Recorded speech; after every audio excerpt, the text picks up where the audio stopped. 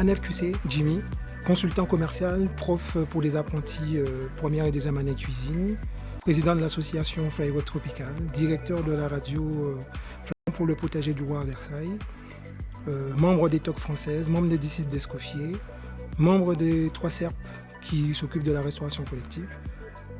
La cuisine, c'est une passion.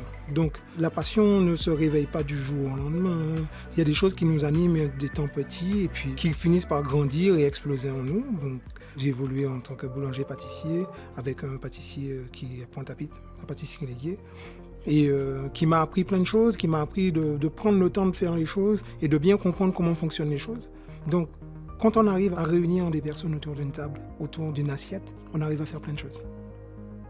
J'ai rencontré la mère de mes enfants, elle vivait déjà ici. Et quand on s'est rencontrés, c'était sur mon lieu de travail, puisque j'étais en même temps barman à la discothèque La Cascade qui se trouve à Gosier. Donc du coup, elle m'a dit, si tu as envie vraiment de voir d'autres choses, de faire d'autres choses, viens, on construit notre vie. Et donc des choses se sont faites comme ça. Donc ça m'a amené à venir en France métropolitaine. En venant ici, je ne pouvais pas rester à attendre que ça se fasse et que les choses viennent à moi. C'était à moi d'aller les chercher. Et aujourd'hui, je ne peux pas oublier d'où je viens. Je suis de Pointe-à-Pitre. J'ai vraiment grandi dans le ghetto. D'accord ? Quand vous entendez Admiralty dire de le ghetto youth, Admiralty, c'était mon voisin. Donc, quand on parle de ghetto, quand on a connu Boissard dans les années 90, on sait ce que c'est le ghetto. Quand vous voyez que vous vous réveillez, vous entendez des coups de feu derrière votre porte et vous ouvrez, vous voyez les gens sont en train de tomber. Vous ne voyez pas ça souvent en France. Pour moi, ça n'a aucun intérêt de mettre ça derrière moi. Ça fait partie de moi. C'est ce qui m'a construit, c'est ce qui a fait que j'ai grandi et que je suis devenu ce que je suis aujourd'hui. Donc, on a envie de s'en sortir quand on vient de là. On a envie de montrer que c'est pas parce qu'on vient de plus bas qu'on ne peut pas être en haut de l'échelle. On est des descendants d'Africains. On a cette culture africaine.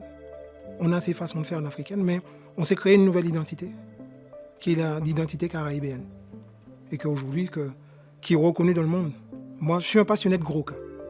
Et donc, à chaque fois que j'ai l'occasion d'aller dans les roses, j'y vais et puis je m'amuse. Et dès que c'est fini, je rentre et je repense encore à tous ces moments où juste avec une peau et un fût, on peut communiquer plein de choses. J'ai eu pratiquement tout ce que je voulais et même au-delà.